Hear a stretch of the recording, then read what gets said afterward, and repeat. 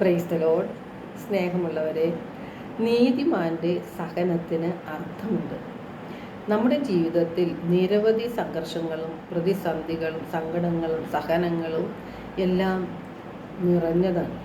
ഇവയെല്ലാം മറികടന്നേ നമുക്ക് മുന്നോട്ട് ജീവിതം നയിക്കുവാൻ സാധിക്കുകയുള്ളൂ. അതിനായി എന്താണ് നമുക്ക് വേണ്ടത്? നമ്മുടെ ഉള്ളിൽ പ്രത്യാശയാണ് നമുക്ക് വേണ്ടത്. ഈ പ്രത്യാശ നമുക്ക് എങ്ങനെ ലഭിക്കും? വിശ്വാസത്തിൽ നിന്നാണ് പ്രത്യാശ ഉണ്ടാകുന്നത്. എന്താണ് നാം വിശ്വസിക്കേണ്ടത്? ദൈവത്തെയും ദൈവവചനത്തെയും നാം ആഴത്തിൽ വിശ്വസിച്ചാൽ നമ്മുടെ സഹനങ്ങൾക്കെല്ലാം പ്രതിഫലമുണ്ട് എന്ന് മനസ്സിലാക്കിയാൽ നമുക്ക് വിജയപ്രദമായി മുന്നോട്ട് പോകാനായിട്ട് സാധിക്കും.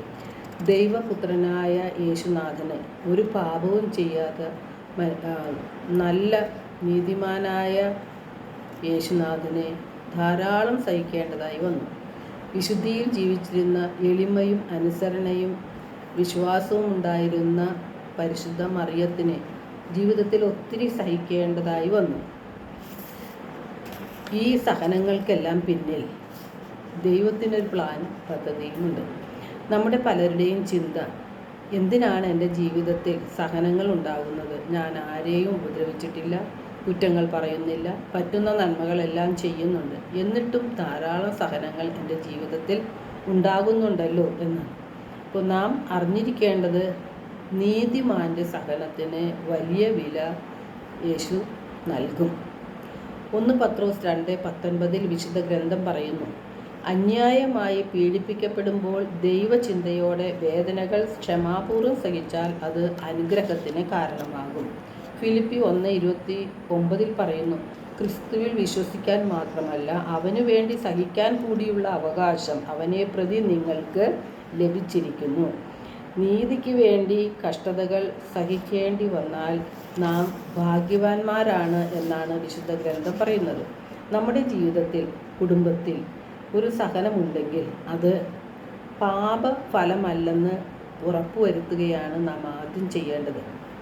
കാരണം നമുക്കൊരു സഹനമുണ്ടാകുമ്പോൾ ചുറ്റുപാടുമുള്ളവർ, പ്രത്യേകിച്ച് സമൂഹത്തിലുള്ളവർ നമ്മെ കുറ്റപ്പെടുത്തുകയും പാപം ചെയ്തതിൻ്റെ ഫലമാണ് ഇപ്പോൾ അനുഭവിക്കുന്നത് എന്നൊക്കെ വിമർശിക്കുകയും ചെയ്യുമ്പോൾ നാം കൂടുതൽ തളർന്നു പോവുകയാണ് ചെയ്യുന്നത്. അപ്പോൾ നാം ചെയ്യേണ്ടത്, നമ്മുടെ ഈ സഹനങ്ങൾ പാപഫലമല്ലെന്ന് ഉറപ്പുവരുത്തണം. അതിനായി നാം എന്താണ് ചെയ്യേണ്ടത്?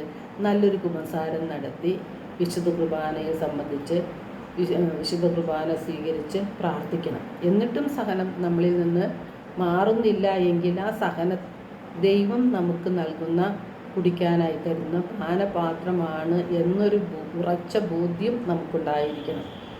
അപ്പോൾ പരാതി കൂടാതെ ആ സഹനങ്ങളെ നാം ഏറ്റെടുക്കും. ദൈവം നമ്മെ ശുദ്ധീകരിച്ച് ദൈവത്തിൻ്റേതാക്കി നമ്മെ മാറ്റുവാനാണ് പരിശ്രമിക്കുന്നത്.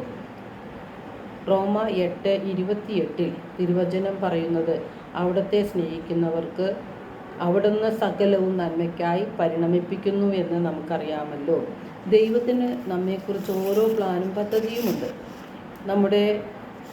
അത് നമ്മുടെ നാശത്തിനുള്ളതല്ല, ക്ഷേമത്തിനുള്ള പദ്ധതിയാണ്. നമുക്ക് ശുഭകരമായ ഭാവിയും പ്രത്യാശയും നൽകുന്ന പദ്ധതിയാണ്. 2 തിമോത്തി 2:3 പറയുന്നു, യേശുവിൻ്റെ നല്ല പടയാളിയെപ്പോലെ കഷ്ടപ്പാടുകൾ സഹിക്കുക.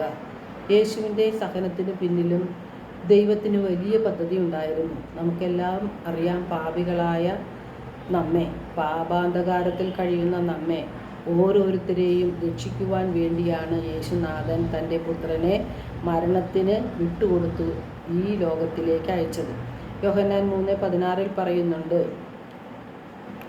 അവനിൽ വിശ്വസിക്കുന്ന എവരും നശിച്ചു പോകാതെ നിത്യജീവൻ പ്രാപിക്കുന്നതിന് വേണ്ടി തൻ്റെ ഏകജാതനെ നൽകാൻ തക്കവിധം ദൈവം ലോകത്തെ അത്രമാത്രം സ്നേഹിച്ചു. ദൈവം തൻ്റെ പുത്രനെ ഭൂമിയിലേക്ക് അയച്ചത് ലോകത്തെ ശിക്ഷയ്ക്ക് വിധിക്കാനല്ല, അവൻ വഴി ലോകം, നാം ഓരോരുത്തരും രക്ഷ പ്രാപിക്കാൻ വേണ്ടിയാണ്. അപ്പോൾ ഒരു പാപവും ചെയ്യാത്ത യേശുനാഥൻ പീഡകളേറ്റ് ക്രൂരമായി മർദ്ദിക്കപ്പെട്ട് ആണികളാൽ തറയ്ക്കപ്പെട്ട് കുരിശിൽ ജീവൻ നമുക്ക് വേണ്ടി ബലിയർപ്പിച്ചു. ആ സഹനം നമ്മെ ഓരോരുത്തരെയും രക്ഷിക്കുവാനുള്ളതാണെന്നുള്ള ബോധ്യം വരുമ്പോൾ നമ്മുടെ സഹനങ്ങൾ എത്രയോ നിസ്സാരമാണ് എന്ന് നമുക്ക് ബോധ്യമാകും.